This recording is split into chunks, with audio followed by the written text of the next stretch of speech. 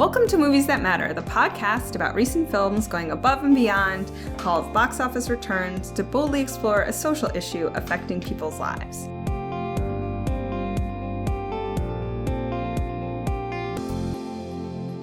I'm Nicole Finari. And I'm Garret Schellenhammer. And what movie are we going to overanalyze this week? Midsommar. Oh, Midsommar. Congratulations, guys. This is the first and last horror movie I will ever review for you. Starring Florence Pugh as Danny and Jack Reynor as Christian, as a young American couple with a relationship on the brink of falling apart. After family tragedy keeps them together, a grieving Danny invites herself to join Christian and his friends on a trip to a once-in-a-lifetime midsummer festival in a remote Swedish village, where things go horribly, horribly awry. What did you think? It's a very interesting movie. I don't know that I enjoyed it. I don't know this is a movie you can enjoy just because of its content. Mm-hmm. I think you can enjoy some artistic styles and some cool things that happen in the movie, but I'm not sure that anyone, if you enjoy this movie, I would really have questions about your desire. Even as a horror movie, I don't know that this was meant to be enjoyable. I don't think it was designed to be enjoyable. It was very much meant to make you feel uncomfortable a lot of the time. So I did not react well to this movie at all. So everybody was like, oh, it's not that scary. And I was like, okay, maybe not. And I had a good conversation about why I was so unsettled by this movie. And I realized so first of all, we're movie fans for a reason, right? We like imagery. Right. And it's very impactful to me. So I can't handle any human suffering. And I also can't handle, which is what this movie had a lot of, I really can't handle the juxtaposition of beauty and death. So there was definitely a component. So I would classify gore as something overly gross, like Saw, or something that is purposely meant to make you go, ugh. Mm-hmm. This is what I would call artistic gore. Right. So it reminds me of performance art. It still moves you in the same way that gore does, and you're still seeing the same content, but they try to sway it in a way that you don't think of it as Saw. But it is along the same level of gore, or if not, a little more in-depth in some ways than a Saw movie. So I would just I think... Because I was one of the people who told Nicole it wasn't that scary. And I think reflecting on it, it's not overly scary. No, it's not. There's really not. It's not like you're hold your breath. Jumping out of your seat. Yeah. It isn't that kind of scary. It's disturbing though. And it just, so I've sort of alluded to this a few times on the podcast. When I was in high school, I basically had a nervous breakdown because they made me watch this Holocaust documentary. And I was so distraught. I had to be taken out of class, and so everybody else could watch the movie. And I still remember the point where I just totally lost it was a photograph of these adorable little German children. And I mean little children, maybe from 8 to 3, a trio of them standing there smiling, holding human skulls in their hands in front of a pile of human skulls. And it's that juxtaposition, I just lost it. I was I can't. Beauty and innocence, and human skull, I'm done. And this movie had just, because it was so beautifully made and so well shot, it just, the imagery that it created just imprinted itself so deeply on my psyche. And I was I'm going to have nightmares about all of this stuff. Oh God, I just couldn't take it. It was a lot for me. And I mean, it's relentless. The gore, artistic gore is what I'm going to call it, is relentless. It starts with a double murder-suicide. Yeah. So a young girl, the main character, her sister murders the young girl who's the main character. Her sister murders herself and kills her parents by asphyxiation. Mm-hmm. And so that's where the movie starts. And the scene of it, just the camera tracking up the two from the exhaust, and then you see the parents and the sister.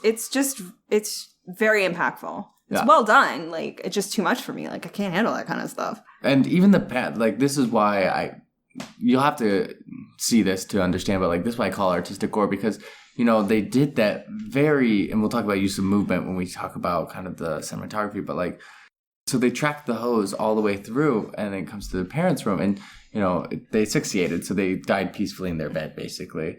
But, like, she has taped the door shut completely to not let any gas out.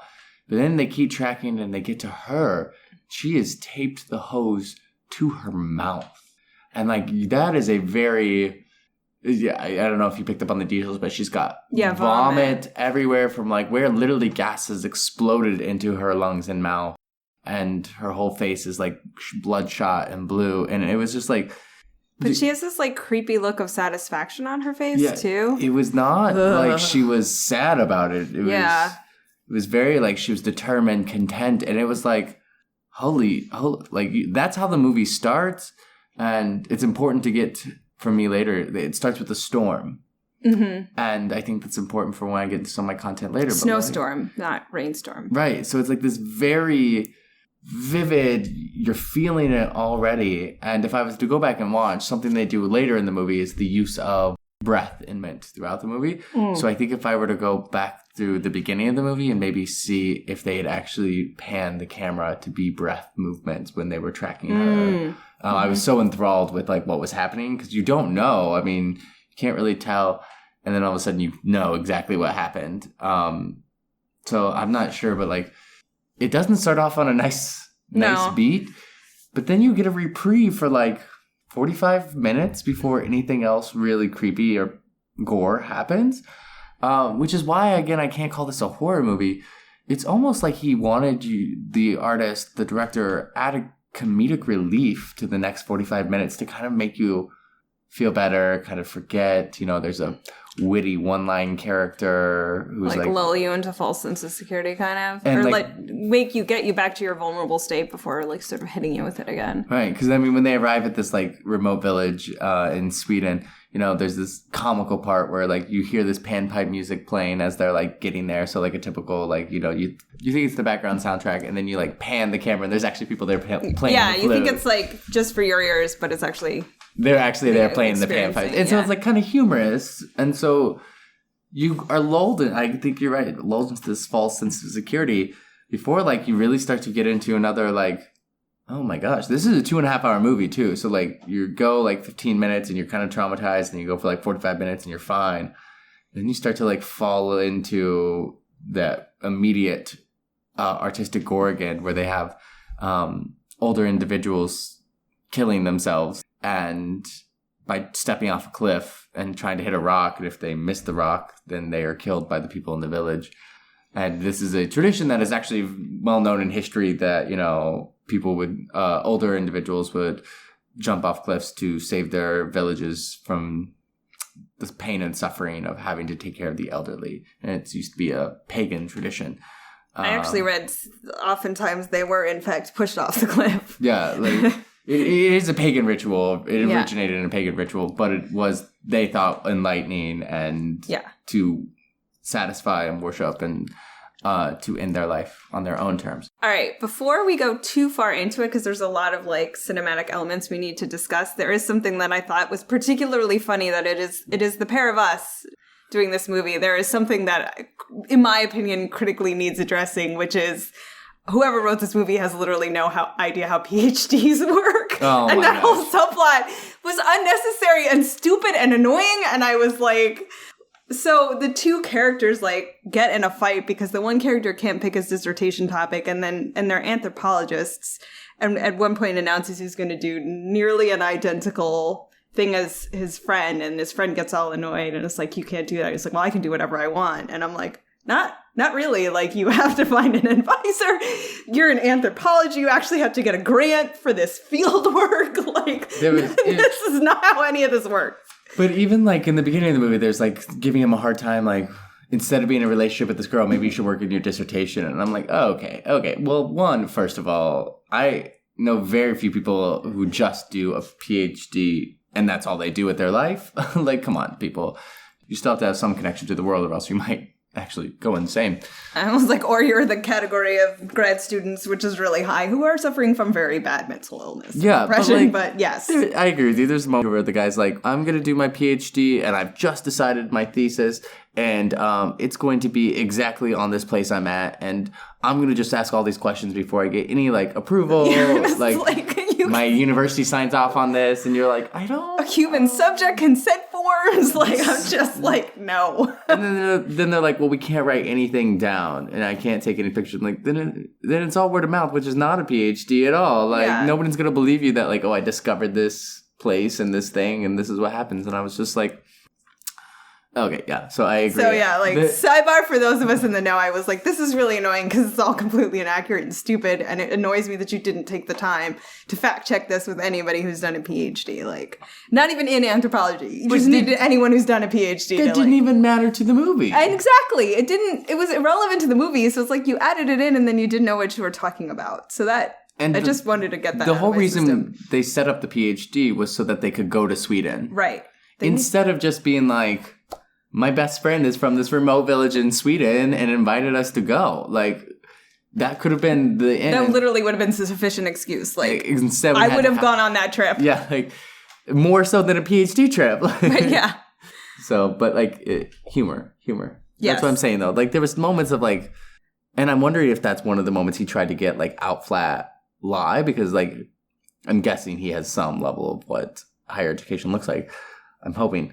But I'm wondering if, again, that's one of those egregious moments where he was trying to completely take you away and out of what was going on to be like, this is absolutely ridiculous. Who knows? I think that's a lot of benefit of the doubt that I'm not willing to give. That's fair. But back to the camera work, because there was so much of it, and so much of it was good.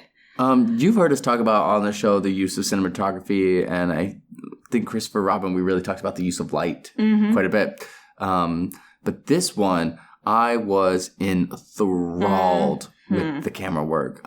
Me too. I want to cover it in 3 areas. I want to go with the use of light, the use of reflection, and then the use of visceral connection. I'll explain a little bit more. So first I want to cover the light. Like, it's Midsommar, so they have only like 3 hours of darkness, and we'll put darkness in quotes. It's like Twilight, basically. Yeah, it's never full dark. But the use of light in the beginning of the movie is very dark when the snowstorm is happening, and like it's only illuminated by city lights, and she's sitting by basically just the light of her computer. So it's a very dark kind of, and even when they're still in the States and the young men are like talking about their PhDs, everything is dark. Their house is dark. Their bar that they're hanging out is dark. The party they go to is very dark. Like, it was very interesting. So the first 20 minutes of the movie, you're kind of like in a dark state. Like, it's and no one wears a color. Right. There's no pops of anything. It's everybody's clothing is extremely drab, and there are no patterns. Everything, like the costume design, is extremely plain. And then you arrive in Sweden. And it is unbearably bright for the first like 2 minutes, and like they're having their eyes adjusted, but like I was with the characters, like having to be like, okay, because everyone's wearing all white clothes with bright embroideries. The like buildings are bright yellow. The sky is like super blue. Like, the grass is green. But the use of just blinding light is just amazing throughout the whole movie. And then the use of light kind of just like, even when it is twilight, there's a scene in there where they're sneaking around at twilight and it's still beautifully well lit and done. And like the use of moonlight, essentially. But I was just so impressed with their use of like being able to use light and bend it to make you feel like your intensity would go up. I don't know if you noticed, the light levels would actually increase the more intense something got. So like there were times you're like squinting, so it's trying to engage your body as well.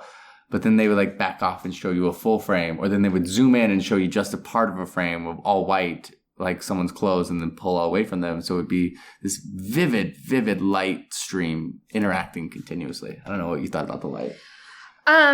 I didn't notice it as much. I think one of the things that I really noticed in terms of that, I mean, like, again, there's just so much to praise about this movie. It's kind of ridiculous. The costume design was incredible. The art direction was incredible. All these like folk art paintings they have that kind of like foreshadow where the plot's going to go was really cool. And I want to praise like something that I thought they did really well was like, there are a couple of moments, I guess 2 moments where everybody's like basically tripping pretty hard on psychedelics, and the use of the camera there was just the right amount. Yeah, and I think that's probably the visceral connections I was talking about. There, you could feel half of their trip. Yeah, you could. I'm not assuming any of you ever done drugs, and I'm not saying neither Nicole or I have either. I'm saying like that was, you could feel their breathing, the use of the camera movements to pan in and out, and the slowly swaying and making subtle movements, and then kind of like there was one time I think the camera literally had to be going in circles, but like very slowly, because it was not a after film effect that you could apply to that when she was tripping. And just the use of like her hand and the light, and like grass was growing through her hand at one point, and the tree was breathing. But the use of like how the camera just like moved on it versus the grass moving itself. So like we were moving instead of the picture was moving. And I was like, this is so well shot. It was. And I read an article that I'll post today about how they, discussing how they did that. And they were like, it was a really hard balance to find, like being extremely overwhelming, like where it was so distracting you were not paying attention to what the characters were doing, or so subtle that you like didn't get the sense of tripping. Right. And I was like, yeah, you nailed it, guys. Like that was phenomenal. And even when someone's running, they covered each person running from like 7 different angles at one time. And so you're literally getting like, you'll be behind them at 1 second, and then you'll get a side view of them, and then you'll get the front view of them. But it's like probably the same shot continuously, but they've just pieced it together so well that like it's panning around them. And even if they had a moving camera, I don't know that you could capture this with just a moving camera. The way usually with a moving camera, we have a sequence that's a little bit longer or something like that. But this looked like there was probably just an amazing film crew who like spent a lot of times like, no, we're doing this again. We're shooting it until I get it right. Absolutely loved it. And to the part where like that visceral connection comes in later, where she's wearing a flower wreath, and the flower starts breathing in and out on her head. And the camera kind of like pans up a little bit to see it. And like you're there and you're fixated on the flower for a second. And it has no matter what she's doing, but like they literally want you to capture like this shot. This is what's happening. And then they slowly pan back down. And as they do, they've used a filter so everything on the top starts to get a little blurry. So you're only facing the main character and look at her straight in the face while still seeing this flower kind of breathe in the background. It was vividly and viscerally amazingly stunning. And like that's what I took away from this movie. Like there is some really gory content, but even when the man was strung up by his lungs, there's a shot from the camera of the back where just the way that they shot it was a slow move forward, kind of slow move back, and then you moved forward a little bit more. It was like 2 steps forward, 1 step back type of thing with a shot. So like it felt like while the lungs were breathing, you were actually moving forward through them. And it was, I thought that was really well done as well. Yeah, and I think, I'm sure, well remarked upon, but worth pointing out here, as they're sort of driving, they get to Sweden and then they have to drive 4 hours to this sort of remote village. And, as they're driving, they're going through this road and it's filmed from above and the camera just like flips all the way around. And then you're like upside down with them for a while, to sort of say like, we're entering this inverted world. I like that. I remember that scene. I loved it. I didn't think about that way, but it was I love like, that. it was so effective, like night is day. And, I just think the cinematography, like I said, I wouldn't have come out of this movie like a complete and utter wreck, which I was. I thought I was going to throw up and I was sure I was going to have nightmares if they hadn't have filmed it so well.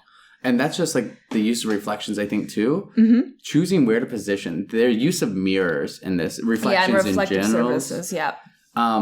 There is, I can recall 6 scenes where you're not actually looking at the character, but you're looking through a reflection of something. And that was amazing to me because that takes a lot of time to set up and a lot of time to get perfect because you have to be in the exact place. Your character can't move very much. And then you have to go back and watch it because it doesn't always, when you're filming on the instant, it doesn't always look the same as when you're in production. But even at the beginning of the movie, you can see her face in the reflection of the computer screen. Then she's on the phone. And so you see her reflection a lot. And then there's the next scene where she's talking to her boyfriend and he's sitting down across the room, but like the camera's pointed to a mirror right beside her. So you're seeing her response and his reflection. A great way to capture two people on opposite sides of the room. And then there's like, when there's some sneaking around at night, he goes into a room with a giant mirror and like you see like what's going on in the reflection of the mirror versus what he's actually doing. You're more focused on like what's happening in the background. The use of the reflective surfaces with the light, everything's white. So you see a lot of shadows moving continuously and a lot of things that are happening in the background. I just thought the use of like reflective surfaces and mirrors, like I said, the cinematography in this, I will be very surprised if it doesn't get nominated for something for how well it was shot. It was. And I'd be remiss in not, pointing out the performances as well. In particular, I think Florence Pugh it's hard to cry that hard. It's like hard to summon that level of... You felt her pain. You felt it so hard. And as someone who's been through it, like when she's standing at the party and, they kind of blank out the noise and everybody's talking, which isn't a particularly novel technique. But at the same time, like that first year of grief, it's so like that. Like you show up to things and you try to fake it till you make it. But you're so internally focused on your own pain. Like you just can't really function in the world in any real way. I always joke, I was really bad at my job for 2 years. Like, thank God they didn't fire me. And just that she would just suddenly break down, something would trigger her and she would just lose it. Like, all of that just felt so real to the experience of having had this, like, epic sort of tragic loss. And I thought that, none of it felt forced or performative. Like all of it felt like it was coming from a real place. And at the end of the movie, she is numb, just like completely numb. And you are there for her whole transformation of distraught, grief, terror, fear. Tripping balls. Yes. But also content. Like when she's just realized they crowned her their summer festival queen and like she's genuinely happy. You know what I mean? She's like celebrating with them and having a good time and doesn't take time to think. And then we're brought back to that kind of grief again or despair. And it's all just she did an amazing job. The supporting actors, I was kind of like, all the villagers in Sweden, I thought did an amazing job at acting. There's 3 Americans in this. And I was like, all 3 American actors, I was kind of like, meh. Like, who play Americans, not Swedish people. I think a lot of these people are actually American actors. But, like, they play Americans and they're not from Sweden. And, like, I was kind of like, I thought I could have got more out of, like, the Friends performances, the anthropologist performances. And, like, I was like, I didn't really get that. I wasn't there when, like, Christian was having his tripping balls meltdown. Oh, I was. When he was, like, sitting at the table and he looks like he's about to, frankly, poop his pants. And he's just clutching himself like, oh gosh, I really don't want to be tripping right now. Like where I actually felt that where he just looked like he was on a bad trip and he just, please let it end. Like I was with him. I thought I have no complaints about Jack Rayner's performance. Apparently there's a bit of a debate between the director and the actor in terms of whose idea it was to have that much nudity. Either way, it was so there's a scene where the boyfriend, played by Jack Rayner, they give him a bunch of drugs and then they convince him to have sex with this woman, which ends up being his big betrayal in the movie, which I'm like, that's not consent. Like, and I want to, when we get into some of the deeper themes, we'll go through that. But he like freaks out after it's over and he's like running around naked and everyone is like staring at him. And it's a very vulnerable moment for him. And, the actor is actually running around naked. Right. And both of them said, whosever idea it was a very intentional, a moment to show his vulnerability, but also because horror films have a strong tendency to use female nudity. Mm-hmm. And to in make very women, very graphic ways usually. Yes, so they were like, nah, man, we're gonna do all this male nudity, like see what it's like when a man feels really vulnerable and naked, which I thought was pretty cool. Which is the exact opposite, because the female nudity was used as a celebration ritual of like fertility and pregnancy and like again very lovingly lit, and shot, and women of all body types and ages. That's what like, and I don't mean that. It was almost like that was one of those like times where it's not horror. It was played for laughs. It was played for laughs, like because there was like so much over. Like this is a giant commune of naked women singing, dancing around a woman who's having sex, and while a man's tripping balls and on drugs. Like it was almost like, okay. Like I don't think that like even in like cult tactics and stuff like that was pushing like what people fantasize that cults look like and stuff like that. Let's get into the content. So, the director's been very candid that he set out to make a movie about a breakup. And again, Jack Reynor, I guess they did a screening in LA and the audience laughed through this, which I would consider a rape scene, because I think that if you drug someone up to the point where they have sex, then there's no consent there. Right. And then there's very few moments in this movie where our main characters are not drugged at some point. Yeah. So but that's how this commune society works, is like outsiders are always, less questions to be asked if you're drugged or whatnot. But even the use of like medications, she's constantly taking sleeping medications. Mm-hmm. So she's the main character, Danny, is always constantly on some sort of drug, whether it's natural teas that the commune gives her or whatnot. Or even in the food or the... Oh, yeah, he gets drugged with menstrual blood. Oh, yeah. Or some kind of blood. I don't know. So it was... it was very clear that, like, people wouldn't participate probably in this willingly without being drugged. Right. Which I think is a good point to make, because it doesn't just say that people are inherently evil. Right.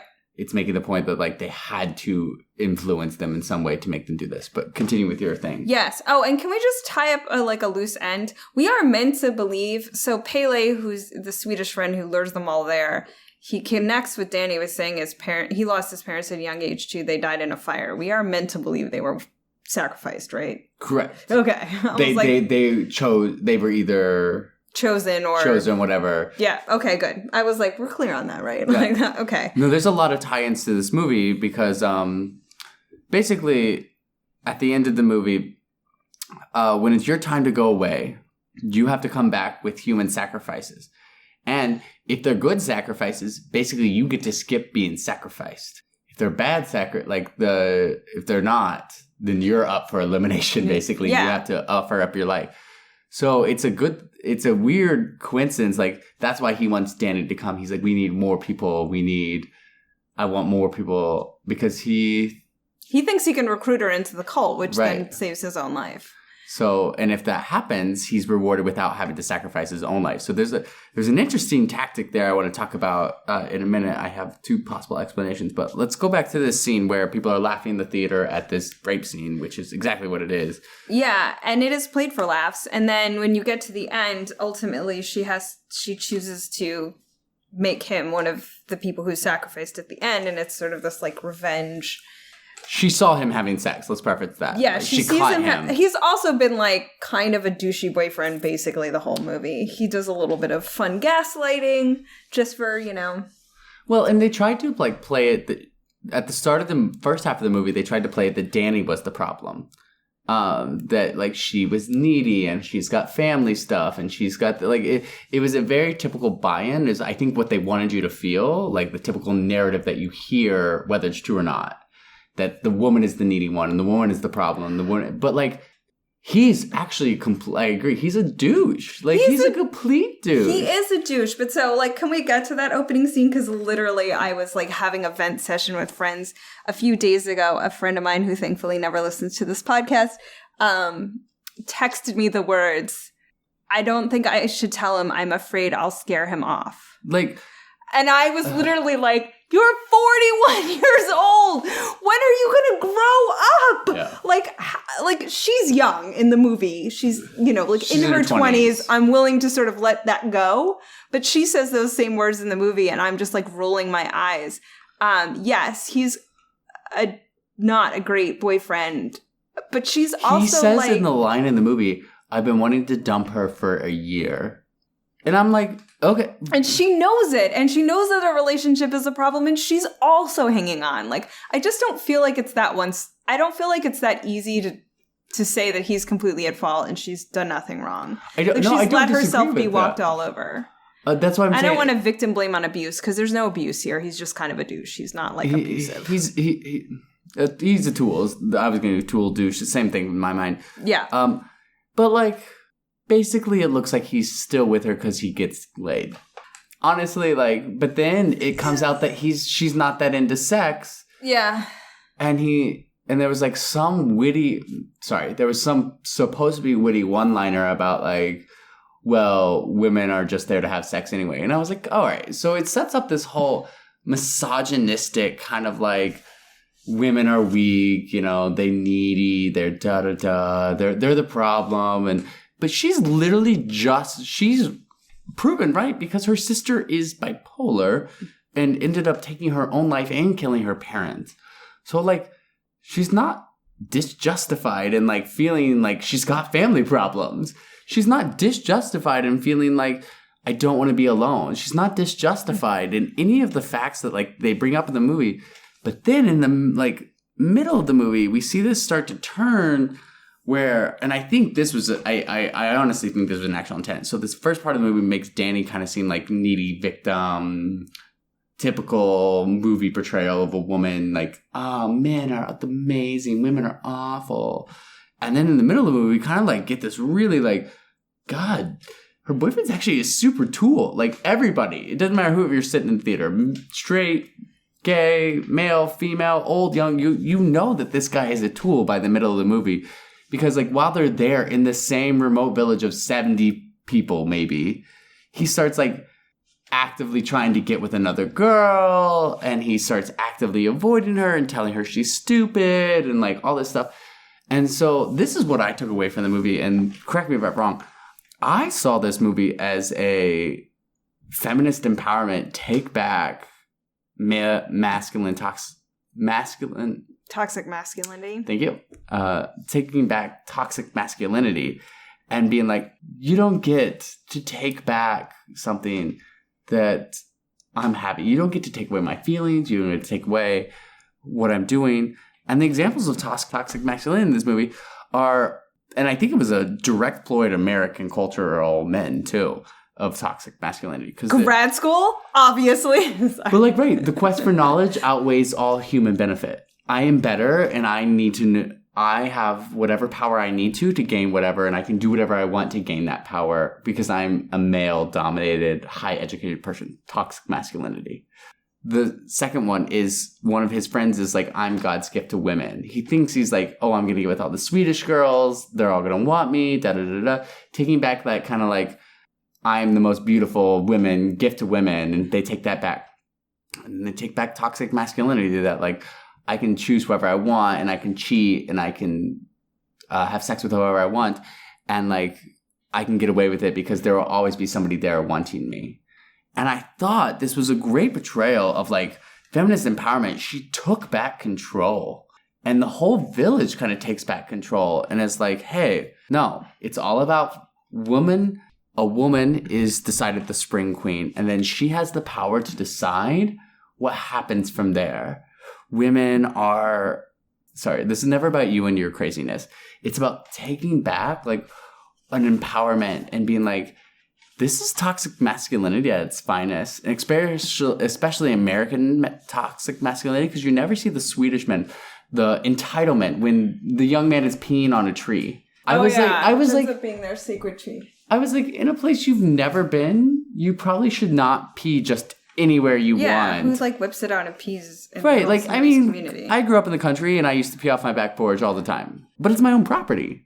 Versus like that, like, entitlement. They definitely play up the like American tourists are the worst trope. A couple of thoughts around that. For what this guy actually does, like paralyzing him and trapping him in a burning building seems a bit disproportionate. And so apparently the actor was sort of horrified at the audience's reaction, like, good for her. And he's like, that seems like a lot for what he actually did. And again, like, does he cheat on her? Like, that's not entirely besides the clear. Besides the physical act of cheating, I don't think that we can call that cheating because drugs, I don't think. But the other times where he is lusting, he's not physically doing it, but he's actively denying her before he is drugged. This is before he's drugged. Again, yeah, and to me, the gaslighting is the worst part. And they actually set that up right away in the movie. There's a scene where he comes over and he like basically hasn't told her that he's going to Sweden in 2 weeks. And then she hears about it at a party and they have a fight about it. And then he forces her... Fight's a strong word, but sure. Or disagreement about it. You're right. It's a strong word because she immediately caves. Like he immediately... turns it around on her. I told you about it. Why didn't you remember? Yeah, like, why are you so upset? I'm leaving. And then when he threatens to, like, walk out the door, then she suddenly eats all her feelings and takes it all back. And she's like, no, I'm sure you said it. I just didn't know it was recent. Yeah. She's like, and so I guess part of me, it's really funny. It's really fun. It's, I have had this discussion with so many people and now I'm having it on the podcast. And it's sort of like, who's at fault in a relationship that is clearly bad where no one is leaving? Like, it's easy to sort of... The person who manipulates the other. Because in a relationship where neither person is leaving, someone is manipulating the other person to feel like they have to stay. Are they? Is that really... that seems like a strong thing. Or is the other person... I mean, again, it comes from a place of weakness and insecurity where they're just so darn afraid to stand on their own freaking feet, they can't leave. So even if I bought into that narrative of like someone is so insecure or someone is afraid to leave, the other person is feeding into that or else the insecurity wouldn't keep surviving. That's true. So that person has to be able to recognize that. I've seen a lot of relationships come and go, not personally. I know. Like a psychologist. Like, oh, look, I've watched a lot of soap operas, guys. No. I've done a lot of like therapy, and I've seen a lot of themes pop up in therapy continuously. Yeah, fair enough. And like, I've been in couples therapy several times where like people are like, I just don't feel anything anymore. And both people are like, I'm done. Like, I've never come across an instance where where they both said, I don't feel anything anymore. So I think if both of them didn't feel anything, I think it would naturally dissolve. Right. But this is an instance where I think they wanted to portray a woman who needs a man. And I didn't love that. I was misogynistic conversations at the beginning of the movie. I was really over it. And then it's like, that's why I like this empowerment. It almost reminded me of this sounds weird, the Wizard of Oz theme. So we start with a giant storm that like this girl has lost both her parents all of a sudden. Mm-hmm. She is tragic. Then there's this giant storm. And then she gets to be transported to somewhere else to kind of like be a reprieve is what it's supposed to be. And she meets these characters along the way. I guess... like I don't know. I mean, I don't think I've ever seen you this perplexed. I love it. It's like the disproportionality of it just doesn't gel with me. I'm like, I can't take any sort of female empowerment moment. First of all, because I don't feel like, I think the kind of hole at the center of this whole movie, which, you know, having to think about it so much for doing the podcast, I'm like, well, Bill, beautiful, like, had nailed all the technical details, like... The plot was subpar. And frankly, her seduction into this cult is unearned.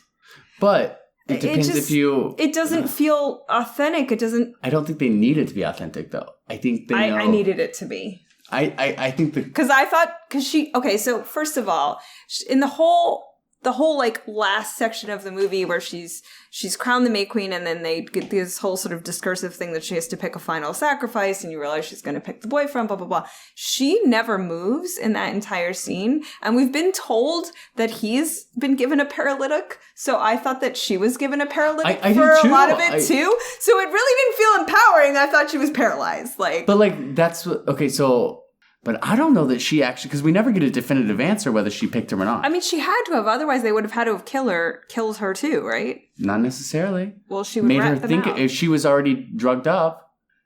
Made her think it's her idea. But then what does that do for your female empowerment?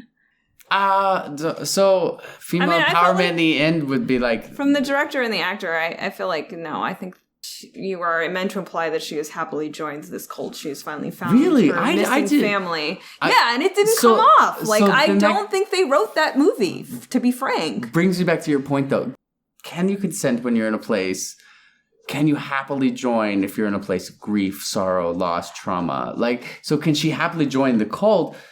So I don't know that the female empowerment ends with the movie. I think the female empowerment ends with her, like, taking back control, feeling... It came back in the terms of when she wins the May Queen that, like, I don't need this boyfriend to define me. I've already given up what he has done. I know... She already knew. In the movie, it's very clear that she knows that he's probably interested in another woman. Right. But she was able to be like... They've been together 3 years, and she's still asking her friend if she's afraid that she's going to scare him off. Like, she knows her relationship's on rocky ground. Like, that's... Right. But she was able to take that back and, like, be like, I'm here having a good time without you. Maybe I'm over-personalizing this, but it seems like you're in the same boat as well. Like, I sort of describe what the experience of losing my sister as, like, it took me 2.5 years before I looked up. Yep. It was solid 2.5 years, and that was maybe a little bit on the longer end due to the circumstances. Like, I didn't get any closure because my sister disappeared, so it was really hard to like, decide. But, you know, I was completely self-involved. My grief was the only thing I knew or I understood. It just felt like the most defining thing in my life at every given moment. In a time where I changed jobs, I bought an apartment. Like, I actually managed to accomplish some stuff in that time. And the only thing that had any real meaning to me was I lost my sister. So I guess to me, it's like she's supposedly getting seduced into this cult, but she's so sort of numb and unable to make a connection. Like, you kind of can't have it both ways. Like, I just don't think the movie really... I don't think ultimately the movie knew how to show her transformation. That's the real weak part of this film. I definitely could have seen this as part of a sequel series where she did this, and then the next movie is her trying to get out of the cult. And that we all had the same problem because what it basically boils down to is if you buy into, there's like 4 factions you can buy into. You can buy into, like, it was a cult, it's a pagan thing, you know, it's a cult, it's pagan worship, it's all this thing. You can buy into that she wanted to hurt people, she wanted to kill her boyfriend, it was a boiling feeling. You can buy into the fact of, like, they do that, and it's only every 9 years. They do this I couldn't understand that. Was it I 9? heard 90. The big sacrifice was every 90, but I don't know. I couldn't. That's what, there was a big 9 in the movie, so, like, everything was in multiples of 9. But I also thought it was interesting. It was her 27th birthday, so she was in the cycle to start. So, like, this whole new cycle of her life started. So there was that's what, like, the subplot, even the regular plot, but the subplot details also were frustrating to me because I don't need everything to make sense completely. I like closure, and if I was to write a movie, like, one-liners in movies make a million differences. Like, the good example is, like, when people are in space and they're breathing space air. I'm like, literally just add a one-liner sometime, like, well, good thing we invented the da-da-da-da-da to breathe in space. Yeah. That's what this movie, there was a lot of, like, unsettled questions that could have actually progressed the plot. But there was not a lot of questions that... And then, like, dumb sidelines about anthropology students that didn't progress the plot and didn't actually make any sense or were remotely accurate to reality. Right. Like, so, you know, it's like, it's easy to nitpick that, but I'm like, there was just a lot of lazy writing for how good the technical aspect was. Like, when I sat down to think about the themes and pick it apart, it was like, wow, you blew it, though. Yeah. Like, it's kind of disappointing. If you're going to make a horror movie about breakups, give me some serial killer realness. Like, give me something like... Give me an actual breakup. Give me stalker, give me a fight, give me accidental death. Give me something... I mean, like, it's, you know, it's one thing to say, like, oh, you know, whenever we're in a restaurant, he checks out other women. Like, that is really annoying, and it's terrible behavior But, like, they really centered his quote-unquote betrayal on around non-consensual sex. And I was like, I'm just not having it. Yeah. Like, I'm not having it. Like, he is kind of a low-level, terrible person. Like, Doesn't mean he deserves to die. I didn't left feeling like, oh, I saw a horror movie. I left being like, okay, I can kind of see, like, how this got to an end. But, like, it didn't feel justified. It didn't feel like... It was just kind of like, meh. okay, that happened. Yeah. So pulling it all together, social impact score. I mean, I want to give it a 4 for how well made it was, like, but I that just doesn't can't go impact beyond the that. social. Like, I mean, it's just I think there's a lot of talking points you could take away from the movie, but there's not one thing. Like, really good portrayal of like of that early stage of grief. Like I have to give it credit for that again. And as someone who's been through it, it mirrored my experience. No, and I think there are extremely like well. that's what I'm saying. I think there are minor moments which everyone can relate to, but I don't know as the movie as a whole has a social impact.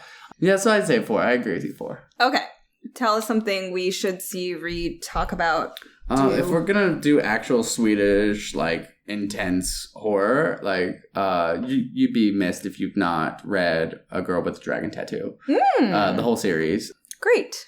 I am going to recommend support groups. I use the Compassionate Friends when I lost my sister. If you've lost a sibling, they're one of the few grief support groups that actually take bereaved siblings. But, you know, there's room for individual therapy and you know, and a lot going through a lot of situations, but support groups are just a different kind of animal. And if you are going through something really difficult in life, say an illness, say a loss, say graduate school, finding people who have, you know, just regular folks, like I said, doesn't need to be trained professionals who have gone through that experience too. Often the senior people who've come through the other side, just seeing that someone has made it makes a huge, huge, huge difference. Like support groups can really, really help you through hard times. Like consider seeking one out if you're going through something. All right. We hope you enjoyed this episode of Movies That Matter. Again, will be our final series on horror. If you did, please leave us a review on iTunes, recommend us to your friends. Our new website is up at moviesthatmatterpodcast.com, same address, different look. I'll put some links to the stuff we talked about into our recommendations and our show notes. Leave us a comment on our Facebook page or on Twitter with our tag at MoviesMatterPod. Check Twitter to see what movie we're doing next. So remember, movies matter. So do you. We'll see you next time.